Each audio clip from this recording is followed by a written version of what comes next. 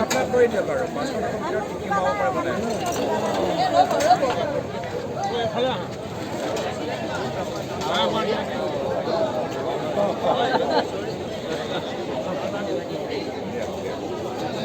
সজিনা দিয়ক ৰঙালাও অসমীয়া লগতে আছে নি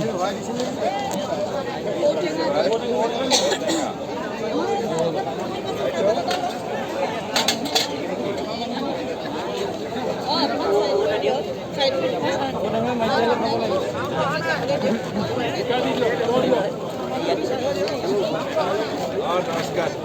কিয় আছে ভাল